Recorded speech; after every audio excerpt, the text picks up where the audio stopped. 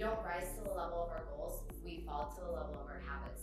In this past month, the 2 books that we've read have given us insight into our daily routines and basically figuring out like what really needs to change. So let's start talking about it. My book is Atomic Habits, and I would love to remember the author. James Clear.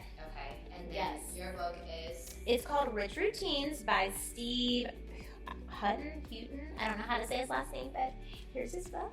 Vanna White. I brought it with me like a good student today. Yeah, Welcome to the Good Seed Podcast. I'm Allie. And I'm Rachel. I'm so excited about the family aspect of your book. Yes, it's cool. So, his wife is actually really big on Instagram as Turtle Creek Lane, and I've followed her for years, and then saw her start to promote his book. And as it turns out, they're billionaires. Okay. And I think I heard a statistic, there's only 3,000 billionaires in, I don't know if it was the world or the United States.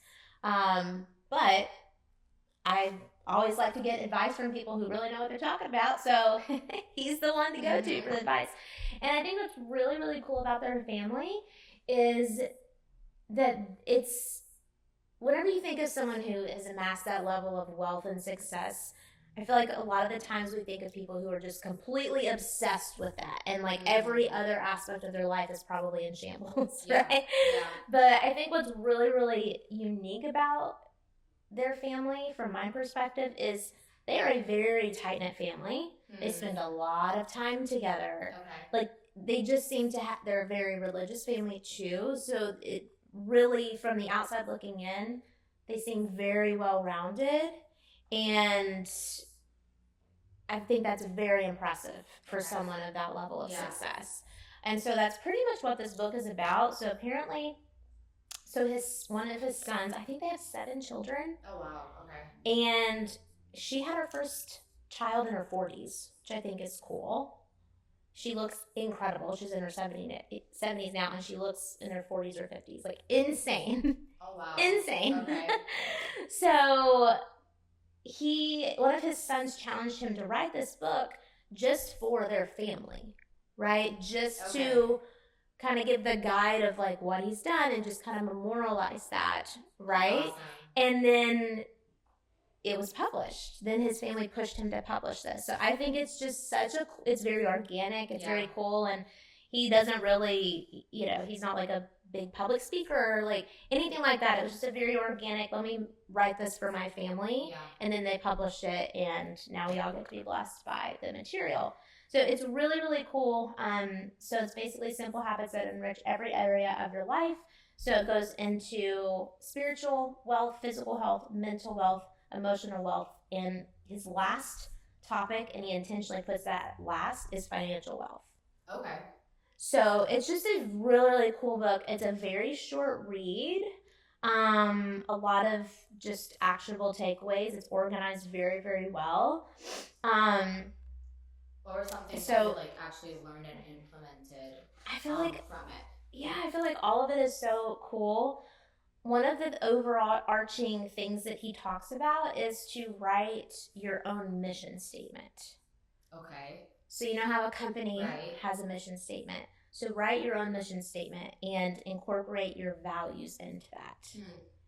And what a cool idea, because whenever you are very steadfast in your values, everything else is so easy to fall into place. Making decisions are so easy whenever you know what your values are, right? So I think that was really, really cool.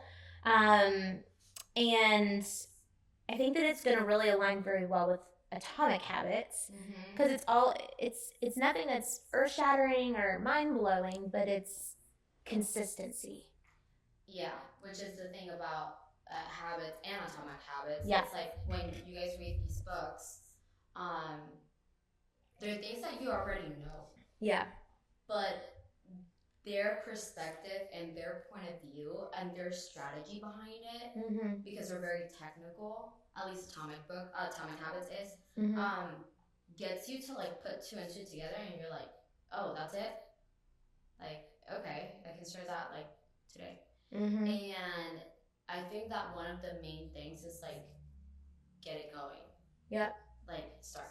Just start. Just take start. action. Don't think about it. Just do it. Yep. Mm-hmm. Yep. Yeah, and I'm just a little tip here. I've became recently a very active reader where I will always read with a highlighter and I will take notes on my phone. And so to be able to take action, like you'll read it and you'll be like, oh, that's such a good idea. But if you don't write it down, it's probably not going to happen. Right? So that's something I've started doing is after I read a chapter, I'll make a couple notes in my phone and organize it in a nice way so I can go back and refer back to it, kind of the clip notes of the book and be reminded, like, oh, there was something in there that I wanted to do. And I'll just reference back to my notes. Okay. So I think that makes it easier to become an action taker. But maybe I'll just pick out a couple of the habits that I think are really, really smart. And then everyone can go get the copy. But one of the cool things, talking about family, I think this is a really good idea for you as a parent.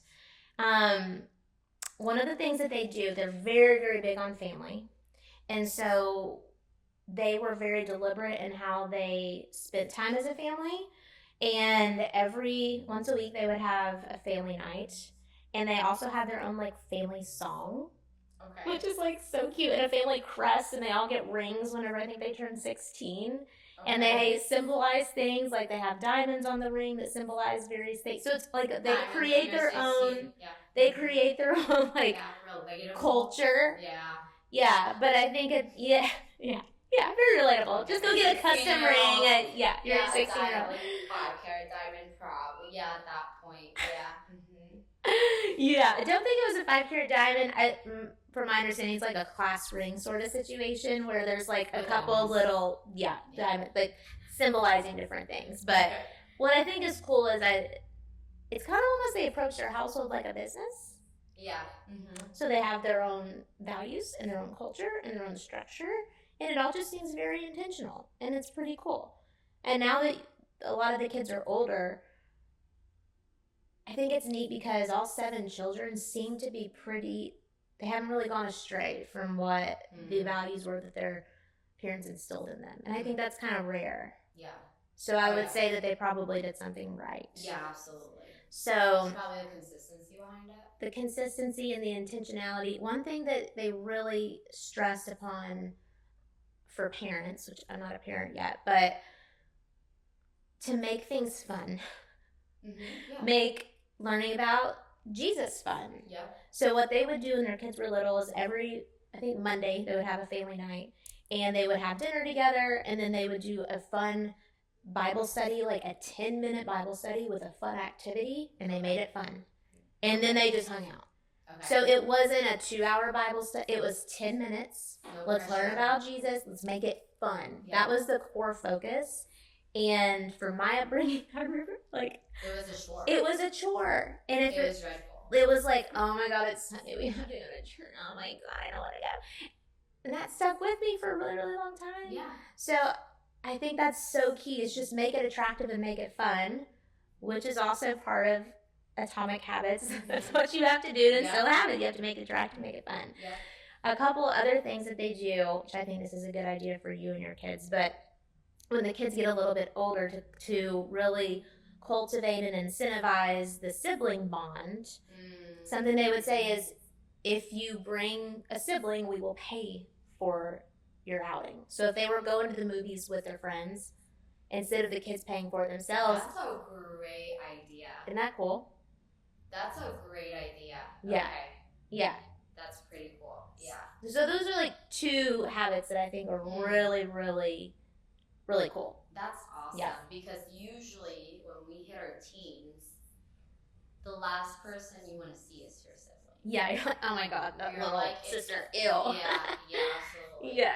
That's such a cool idea and approach to it. I mean, my kids are pretty... You got about 8 or 10 years before that's really going to be effective, but just keep it in the back of your head. Yeah, that's awesome, though. Yeah. I think that, like, kids, especially, like, toddlers, their language is fun. Their language is play. Yeah. So it's a thing that I've, like, been also trying to like implement in terms of like reward system. Like for example, the sticker chart, like the reward is like going to Disney. Yeah. Right? And it's really cool to see them like again and have fun with things. Mm-hmm. Like for example, in the morning, like and they're getting dressed, and then I'm like, hey, help her out, help him out, go play. Mm-hmm. Like that's why they take 40 minutes to get ready, but it gives me the time first and second. They're like having fun. Yeah. So yeah, I think that's like the language to get kids to do what you want them to make do. It attractive, make it fun. Make it attractive and make it fun. And everyone strives on structure. Even if you don't, like, honestly, I've heard people say and tell me, like, you're very structured, and, like, I can't see, like, how I can get to that, and I'm not that structured. Like, I am, but I'm like, I think there's a lot of room for improvement. But I think that it's a skill set. Mm-hmm. It's a skill set, and if you're telling yourself every single day, I'm not a structured person, you probably will never get to be a structured person, right? But like that's like predictability, you're in control of that, right? Like life will always come with like that roller coaster ride. Mm-hmm. You control what you can control, and if you have a structure behind, I think that what made me really structured was that I feel that my kids behave better, are at peace, they're in a better mood whenever I keep them on a consistent structure. Kids have to have structure. They have to feel safe. Yeah. So what got me to change was noticing that whenever they went to bed at a later time, woke up at a later time, like my day fell apart. And obviously there has to be a little bit of friction behind it too, right? Like life will never be perfect, and you will never have the same day probably like 1,000 days in a row the same day, right?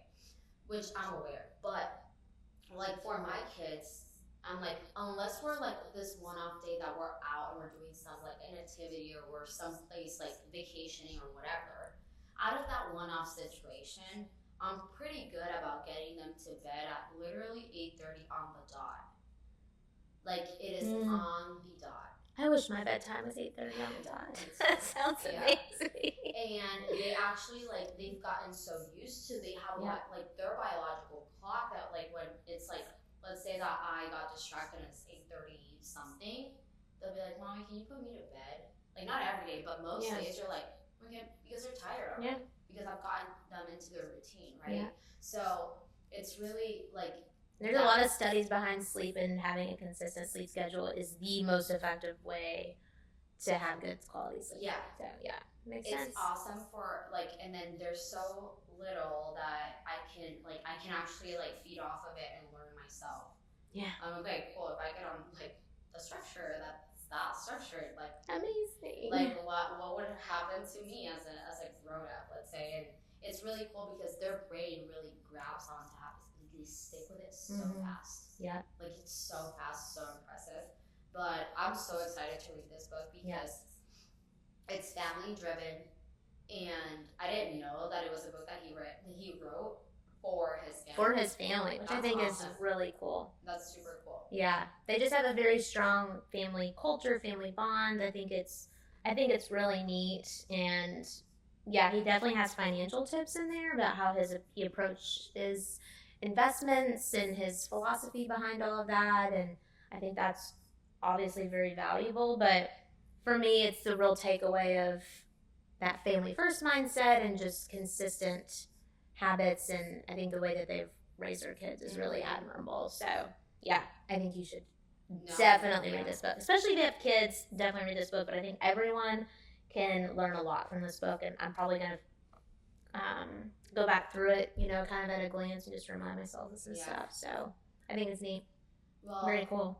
Atomic Habits. Yes, Atomic Habits. That's one of the most quintessential books in all of personal development. You need it. I don't care who if you are. You have like I don't care who you are, what you do. Like I don't like you need it. I'd say it's one of the top 5 books I've ever read. Yeah, and not only that, like I literally like I go through it once a year. Mm-hmm. And it's because like I think that also reading a book once will get you like this amount of knowledge, but reading a book more than once, Yeah. like that, because you change as a person, right? You evolve, hopefully, as a person. And like every year I read it, it's not that it's uncommon. I think that it's just a reminder Oh yeah. of, honestly, if you set yourself up for success, it will be so easy. Yeah. I think that one of the first takeaways of anyone that's not read this book is like, don't try to do all the things overnight. Right. Because that will not stick. It's one of the things that he constantly says. It's like, start small. Like, he literally says, you've never been to the gym? Go to the gym for a minute. 1 minute. 1 minute. And he tells you, you've never read a book? Read 1 page. A day, but do it every day. But you have to stop at 1 page. Yeah. And he tells you why. It's like, when you go to the gym, and this is most people, you go to the gym, you're super hyped up, you're like, I'm done, like, let's call it like revenge body. I'm done with this. Yes. I'm getting my body back, and it's all like fueled up. Like you have a good drive and a good fuel, and then that fuse burns out. Really, motivation just isn't sustainable. No, yeah. And then it's like, how do you create that part of your actual lifestyle? And it's through small habits. So usually, when you have absolutely no history of going to the gym ever, and now you're going to the gym 5 times a week, ripping through like an hour and a half of workout, that will probably last you a total of like 3 weeks. You're gonna burn out. Like, you will burn out. You'll be so sore that you'll be like, this is misery. Why would I do this to myself? And a totally new, different approach is like, work out for a minute. You know, like every day. Every day, just work out for a minute. And then eventually, you'll be like, crap, like I'm here. Let's just work out for 15 minutes. And then you burn through like the season of like being sore, and then you're like, crap, like I wanna feel kind of like sore again because I feel like my workout's not really doing anything. And then you start like basically it like in the reward system as well, right? So he talks about different, like, it's very strategic. Like, one of the things that I've recently implemented and I've really stuck to is, he says like, us as humans, we like whenever we check off something off a to-do list, it releases like oxytocin, right? So keep a track system that you can visually see, and it's every day in your face. So I got a humongous calendar because, for whoever knows me, I'm like really, really bad about working out, like horrible. Because like, she didn't want to. You didn't want to, and you didn't see the value. Right, and like, complete transparency. Like, right now I'm doing it to not have arthritis in like 20 years. Like, that's my Which is perfect. Right. So anyways, I took the calendar and I put it like literally in front of my bed. And every single day I track if I walk and if I lift. And I've been lifting 5-pound dumbbells for 15 minutes. And what happened 2 weeks after, I'm like, this doesn't feel like it's doing anything. So I bought the next round of dumbbells. And it's only for 15 minutes. And it's only a 20-minute walk. But now I just don't think about it because I think I have to stick through it a lot more than I have already for it to become part of my lifestyle. I think I'm very aware of that now. So I don't want to fall off because I'm scared of then going back to not working out for a whole year. And then I delay the outcome even more. So obviously it took me a while to get here. But one of the things I'm so proud of you, by the way. I am so proud. I'm very impressed. I'm very impressed by myself. And it's been what, a month? It's been almost a whole month. But it's consistent. I've worked out 6 days in a row because I don't think about it. Yeah. I'm just like, okay, I haven't worked out today. Even if it's 11 p.m., I'll do it. And guys, I don't go to the gym. It's in your kitchen or your bedroom, right? Okay, another thing about Atomic Habits is make it easy. Yeah. So put things purposely where you spend the time in the make it easy. So for example, I was like, okay, whenever I finish work, I put the kids down. I go down to the kitchen to create my little chocolate milk thingy that I make every night to go to sleep, and to probably also eat lunch because I'm horrible at eating. So we'll work on that next. Yeah. So yeah, one step at a time. So anyways, I was like, okay, where do I spend my time the most when I'm actually like being productive? Like for example, whenever I'm in the kitchen, I usually listening to an audible or watching a module, like doing something that I feel is productive while I can like multitask, right? And I was like, okay, like why don't I just leave the dumbbells literally in the kitchen, and whenever I'm here, I can have the thing on the microwave, have whatever, let's say like the air fryer, like heating, whatever it is, right? Mm-hmm. And while I'm watching the module, I can just like do a quick workout, right? So, and that's worked perfectly. Mm-hmm. So what I'm doing now is that was the first step of my routine. Make it easy. It's in my face. Yep. Right? And not only that, I want to keep the streak. I want to like, I've had it for like 5-6 days, let's say. I'm like, I want to keep going. I don't want to see a blank momentum spot. now. Yeah. Yeah, I don't want to see a blank spot on my calendar. And again, it's not like, and he also talks about this on the book. It's like, it's not being perfect. It's like you probably will fall off, right? But don't get comfortable. Like if you don't do your habit, your daily habit, don't do it for a day.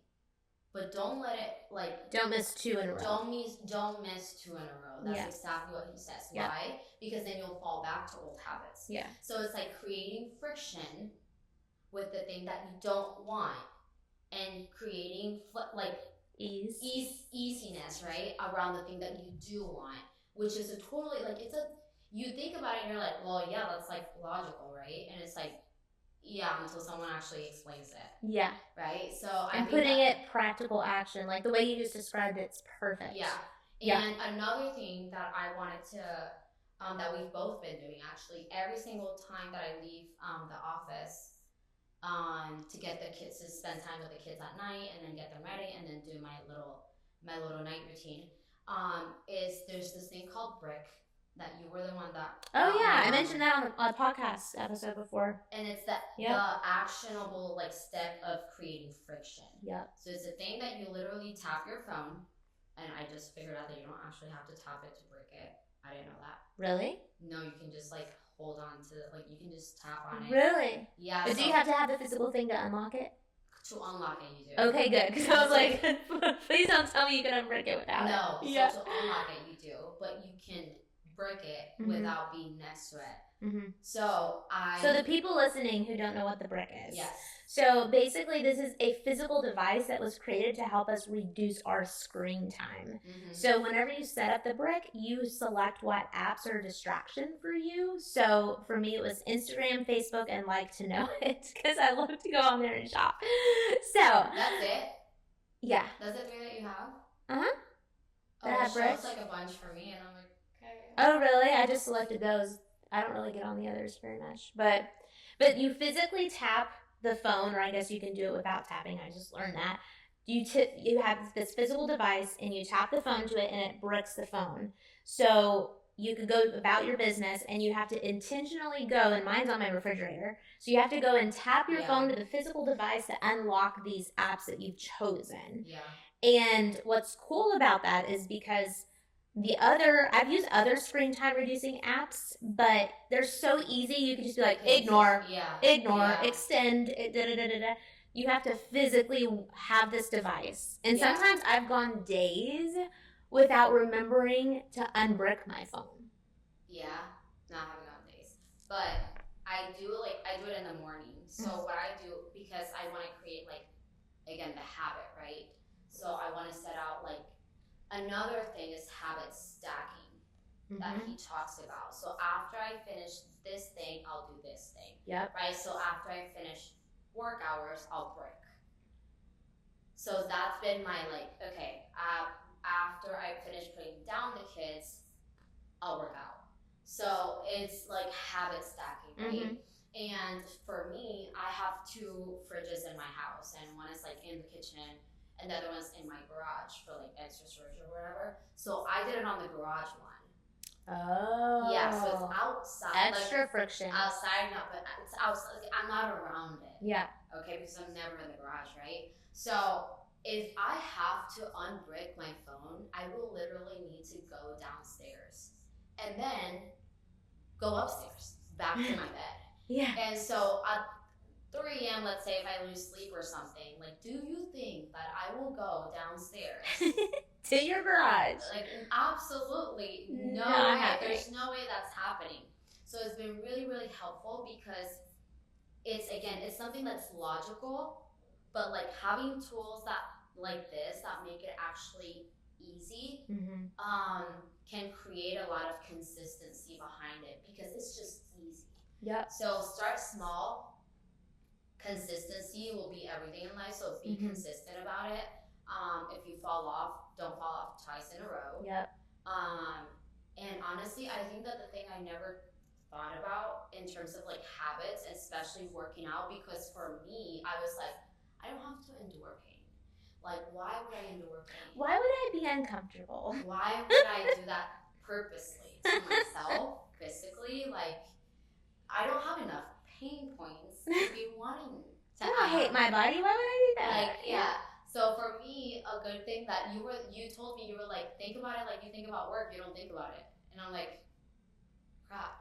Yeah. Like, I don't think, I just do it. You just do it, yeah. I just do it. And it's been really like cool because like now whenever I have like some free time during the day, then I'm actually like working out. Instead of waiting for nighttime, like let me just knock get it out. This because I have to do it regardless. So let me just I should at least do it now instead of like, sitting around doing another thing, right? Yeah. So it's been really cool because like I've been a lot more productive, and because I'm like I have to do it, I don't wait until nighttime to make it happen. If I have some flexibility during the day, I get it done. So it's pretty cool to see like the results from it, and not only that, like it is easy. You just have to make it easy. Right. Just have to make it easy enough.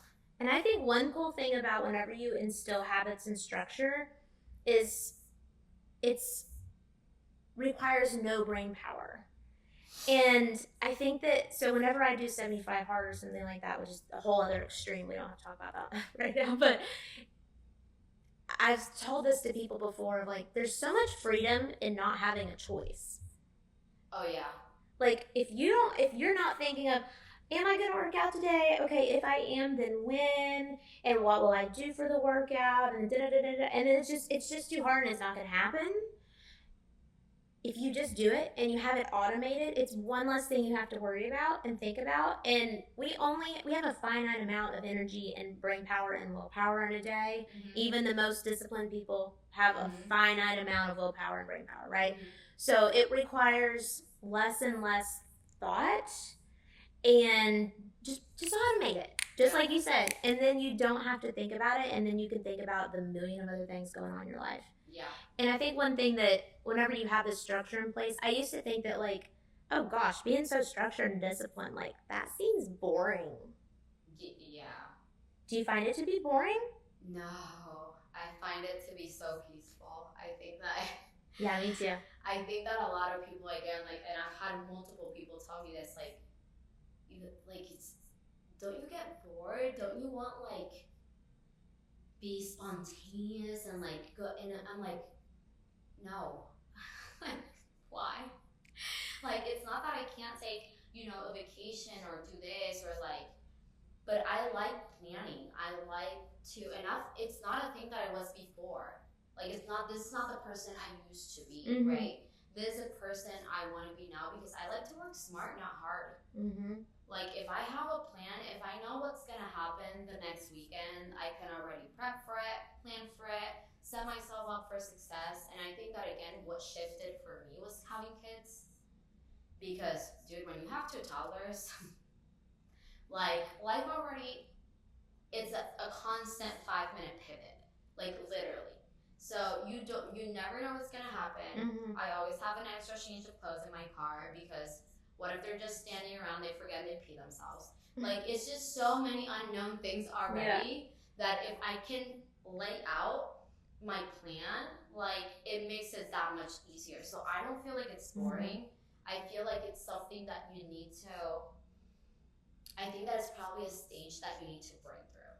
I think that if you like to be all over the place and you're like, screw this, like, I'm not planning, like, what is this? It sounds boring. Dude, burn yourself out. have fun at it. Like, honestly, like, it is what it is. Yeah. Like, have fun at it. Burn yourself out. I was there. Yeah. And I had that life.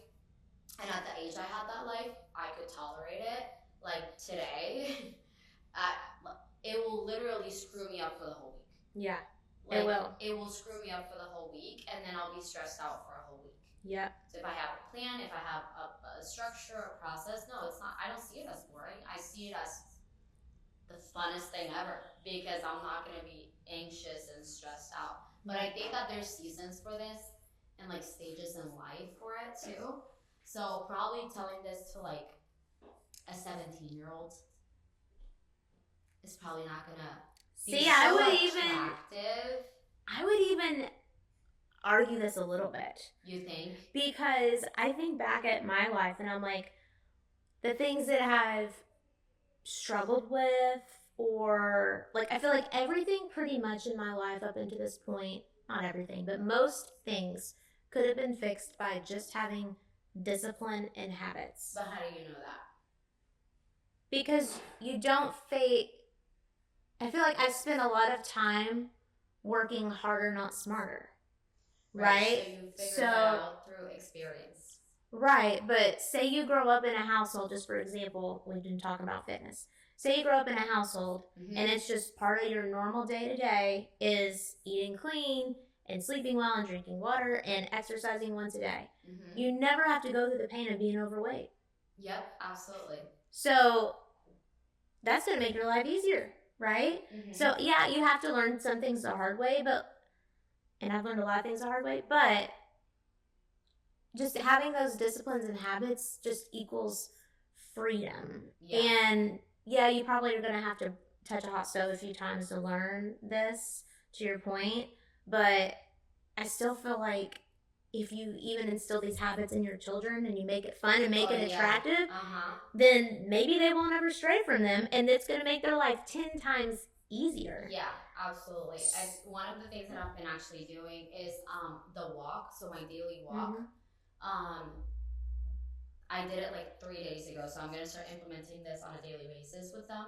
Like, when I have that on time with them, I was just like, they had pajamas on already, and I was like, get your shoes on, we're going on a walk. Because I hadn't had the time to walk that day.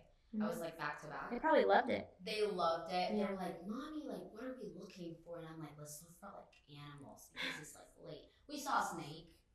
Oh. Like, we saw a snake. We saw tons of lizards. It was so funny, because by the time we were walking back home, they were like, and we saw a squirrel, and we saw a snake, and we saw 2 puppies, and then we saw 2 big dogs, and what are we gonna see tomorrow, Mommy? And they were again making it fun. It was like an adventure, because it was like nighttime walk, and I always take them out on a walk during the day. So I think I'm gonna start implementing that on a daily basis, so they can actually go out, walk intentionally. Yeah. And again, like, they pick up on habits really, really fast. Yeah. So I also bought them like 1 pound dumbbells. Oh yeah, they love that.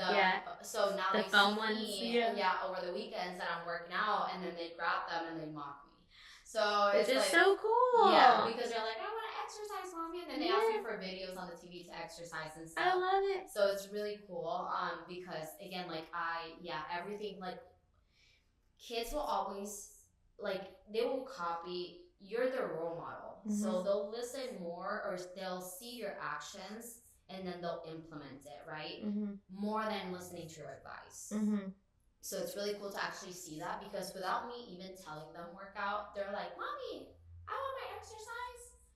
And then they ask me, so great. It's awesome, because really cool. It's like they want to be you. So it's a really good age to start, absolutely. Yeah.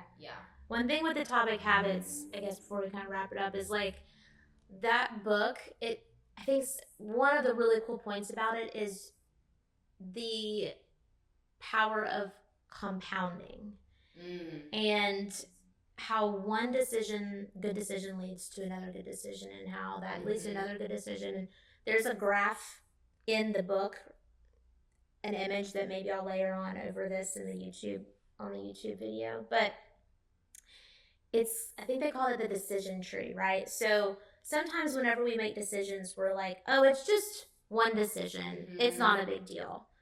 But that will snowball into more decisions and more habits. So you have habits whether you realize it or not. Yeah. It's just, are they good or are they bad? Right? And so the cool thing about this is, again, starting small. And if you are 1% better every day, you're not 365% better in a year. You are compounds. I think it was, what was it? Is it 37 times? What's the statistic? Do you remember? I don't remember. I'll have to layer that in as well. Mm-hmm. We'll layer that in. There's a lot of data. So I think it's at the end of the month. If you were 1% better every day, you're 37 times better at the end of the month, if I'm not mistaken, because it compounds. It compounds, right? And so I think that's such a cool point of the little things matter. And start with the smallest good decision, and that's going to lead you in such an upward trajectory. It doesn't have to be huge leaps. It's literally just start small, but also realize you're making decisions and you have habits whether you realize it or not. So you just have to be intentional and make them good. Yeah. Like, that's it. And don't do too much. And just start small. Yeah. Don't do too much. Focus on like one habit at a time, and then, to your point, habit stack. Yeah. Right? If it's like brush your teeth in the morning and then look in the mirror and say 3 things you're grateful for and go about your day, cool. Then layer that on with something else. Like, make it so easy and attractive, and then go from there and just continue to snowball. So I love it. I love this stuff. This is like so fun to me to discuss. Yeah, I hope from this, like, we rub on to everyone listening, and you make it fun. Yeah. Because I think that the fun thing about this for me is that I actually implement and see results. You know? Like, I'm result driven. Results are fun. Yeah. And so it's before we started this podcast, she was standing in the mirror with her calf, and she's like, guys, do you see I have calf muscles now? It's like, yes, girl, those 15-minute workouts are paying off. Muscles. Yeah. She's all muscular now.